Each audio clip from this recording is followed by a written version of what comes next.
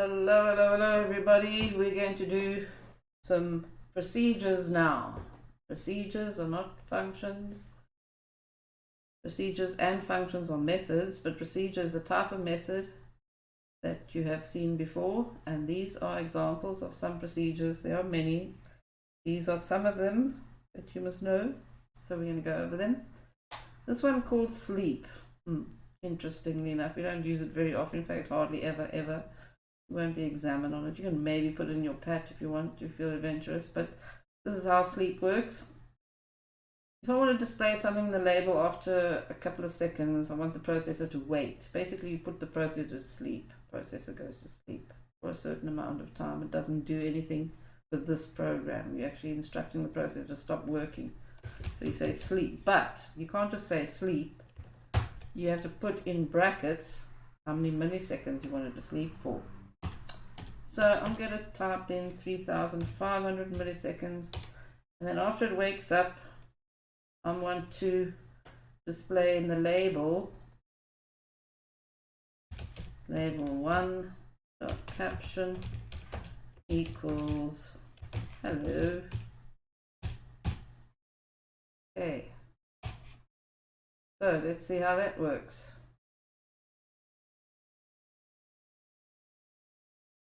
Click on sleep. Let's wait and see. There we go. So it took a couple of seconds, 3,500 milliseconds. I don't know how many seconds that is. But just remember, you have to put a number in brackets, basically milliseconds. You can't just leave sleep without any parameters. It's going to give a problem, see? So anyway, let's go on to the next one. Increment and decrement. Take note, before I do, take note how that is a procedure, Procedure, you just call it. Just write it. You don't have any equal sign, no messing around. You just say sleep. Right, next one is increments, also procedure. You write it also like that. If I want to increment the number 4, and then I'm going to display it in the label.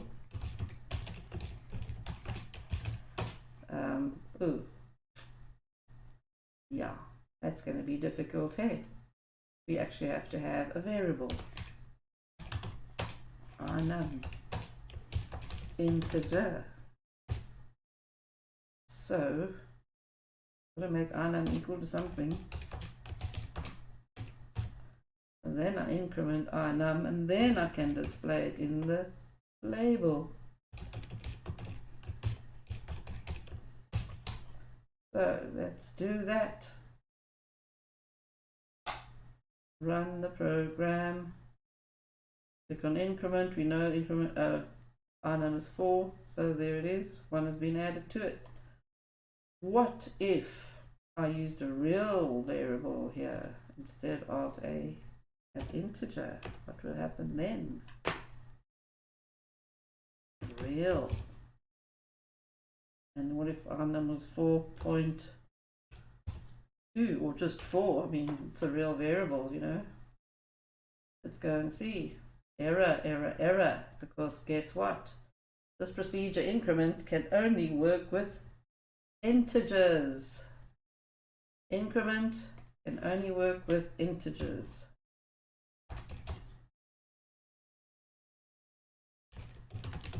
So we discovered that the hard way, didn't we? So you can get any number in here. Say it was spin edit 1 dot value. We have a spin edit, not so. There it is. There's our spin edit. We can go and increment our spin edit. That one, spin edit 1. So we run the program, we choose a number. Any one, and we click on increment. There, we've added 1 to it. What if you want to increment by the number 2? If you wanted to add 2 to the number, guess what? You can say comma and 2. So guess what's going to happen now? I'm going to choose a number here, any number, 5. 5, it's 6. Probably can't see that on your screens, but it's the number 6 I chose. I click on increment. Okay, you see it added 2 to it. Yeah, you can have 2 parameters or 1 parameter in this procedure. If you have no parameters, that means no, only 1 parameter. Sorry, 2 parameters or 1. 1 parameter means no. There's only 1 parameter, not no parameters. There's 1 parameter here. There's an integer. Then you know you're just going to add 1 to it. But if you want to add, like, say, 34 or 30, no, 34. Let's say we'll add the number 34 to our num. So we just do this and we put in our number. That's 3 increment. Okay, now it's 37. We've added 34 to the number 3. So that was a fun thing to do. Now we're going to go on to the next function, procedure, not function, procedure. How did we call increment? We just wrote it. INC. Now we're going to do decrement, which works exactly the same way. So guess what? I'm going to copy and paste. Yes, I can. And then I'll write DEC. Now let's start off with just 1 parameter. In other words, one thing that's going into that procedure called DEC, dec, or decrement, means it's taking away 1. So go and run the program, and in our spin edit, I'm going to just choose any random numbers, number 7, click on decrement, and it's now 6. You can decrement a number also just like we did before. Let's say we want to decrement it by 71. I'm going to take 71 off whatever our num is, and then I run the program,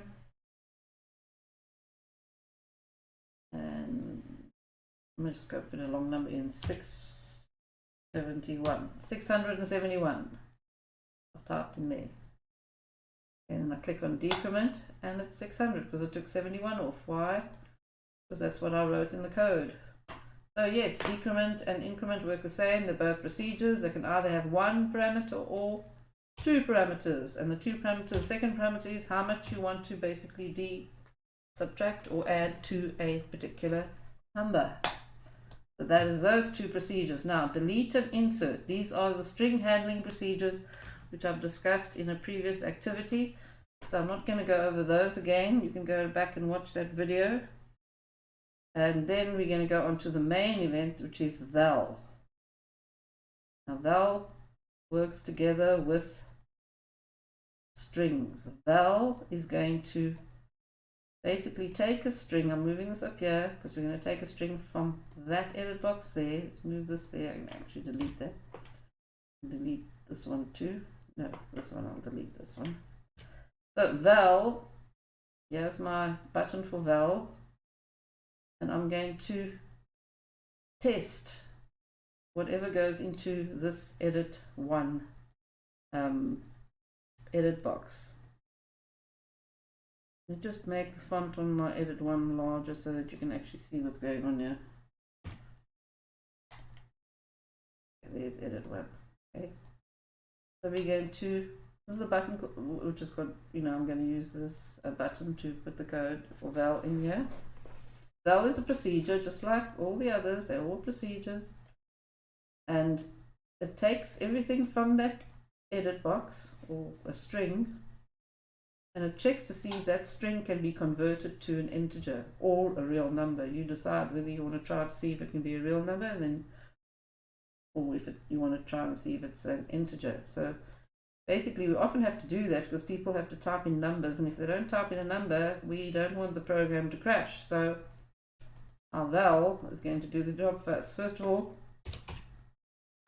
let's go and get our string from the edit box, the one that we want to test to see if it is a valid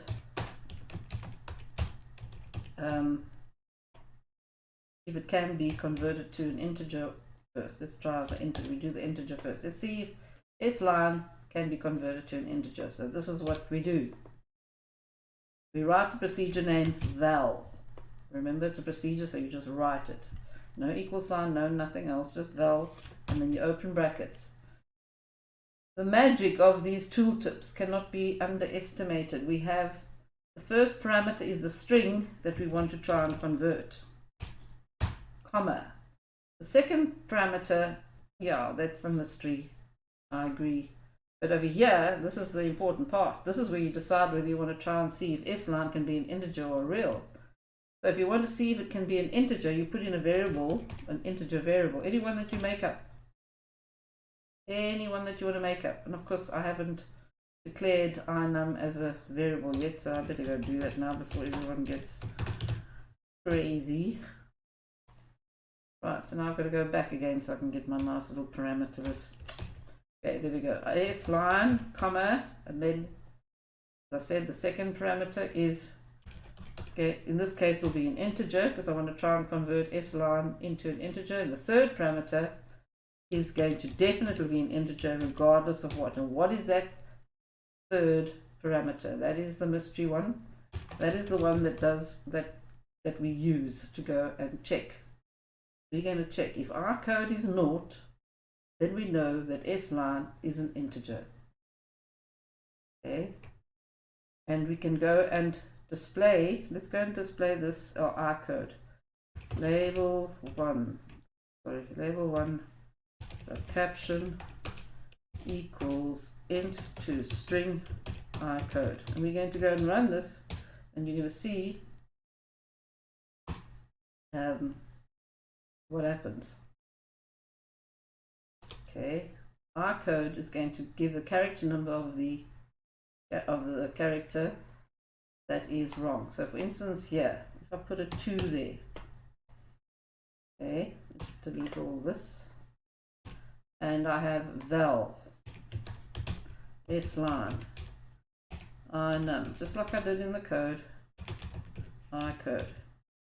Helps to memorize this, by the way, just saying. This is my instruction that I wrote.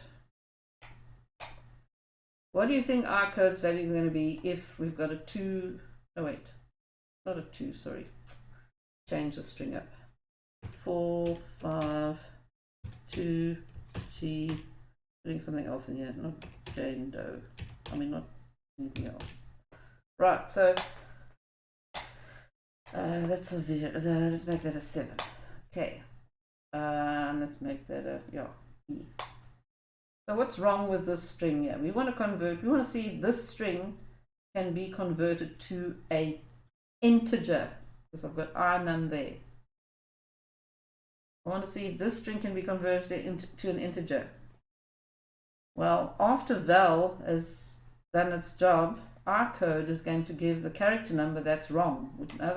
In this case, it's going to be character number 4. The first character number that is incorrect. That is what our code is going to be. So our code is then going to be, in this case, is going to be 4.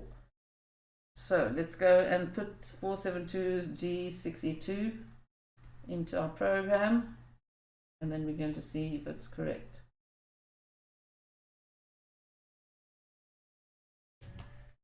Okay, I'm going to type in that code that I have here. What is it? 472G6E2. 472G6E2. We can see where the characters are. We know that we're typing it in, and we know it won't. We won't be able to convert that number into that string into an integer, will we? No ways, because there's a G there and there's an E. But what will val return? Our code will be 4. The character number that is incorrect. The first character number. It doesn't return the second one, it will only return the first one.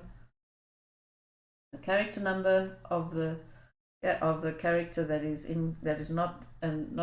is basically violating the rules of being a number, an integer value. That's what val will do. Easy peasy. Hey. And after you've done that, basically you can have an if statement and then say, if our code is not equal to naught, then we're going to say label1 dot caption equals not an integer. End of story. You know what I mean? If you say if our code is not equal to naught. So this is a very good test to use, and we use it all the time, and you'll use it all the way to grade 12, so you better memorize it now. And if you don't understand it, watch the video again until you do understand it. These three parameters are very important, and R code is the one that you're going to check to see if it's not equal to naught. And you know that R code will be the character number of the character that is causing the problem of trying to convert. And it helps us because then we can exit, we can exit our program. And here's another procedure which is not in the list of what I was going to teach today, but exit is a procedure built in, you'll use often, and what it does is it closes this procedure, the button 5 click procedure, this particular button click, but the program itself won't close. I'll show you. Okay, so I'm going to type in a number 472G5E whatever. Okay, so it's also still, G is still 4, so I'm going to click val, there's not an integer, and this procedure is now closed. It's not going to go on to do the next thing. It's not going to display, not displaying anything over here because we had exit. See, if it's not an integer, the procedure is now exited.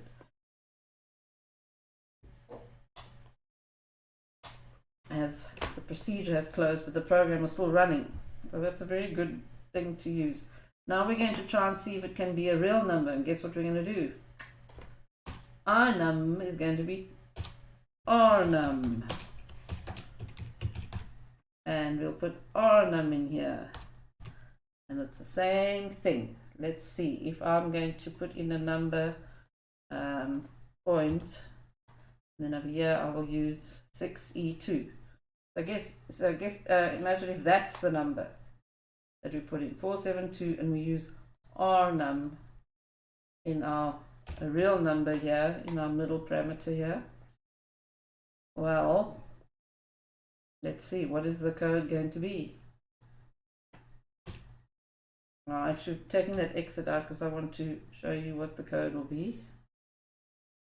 Okay, so we're going to display the code here. It will display not an integer, then it's going to display the code. I mean, not the R code, sorry, not the code, R code will display the integer R code, the character number. And if I'm typing in this number, 472.6E2, we know that that is the offending character, isn't it? The E is in position number 6, so R code can return that number 6.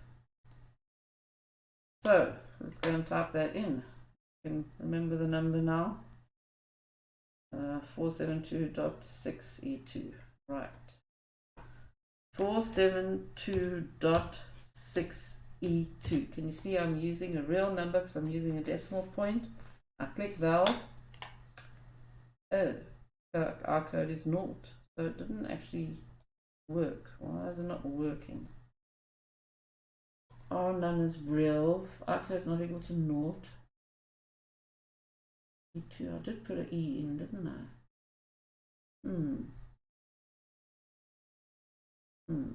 Because if our code is naught, it means it's valid, but that number could not have been converted to a real number, not even if you tried. Let's put in a character over here.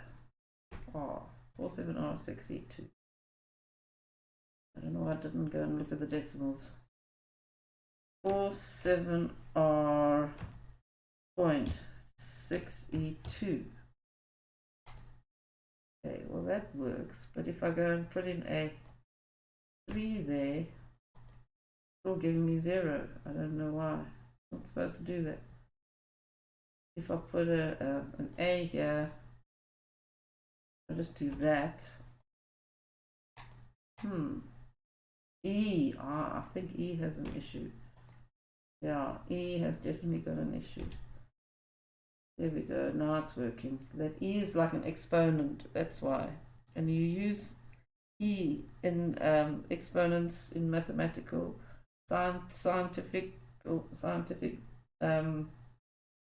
calculations, etc. So the E is definitely, I can put any other character here, R will be fine. If I put a G there and put a number there. So it's working fine. 1, 2, 3, 4, 5, 6, 7, 8. It actually just bypassed the decimal point. It didn't count that as a character number because it assumed this is it's trying to convert the whole thing to a real number. So the decimal point is just, has to be there.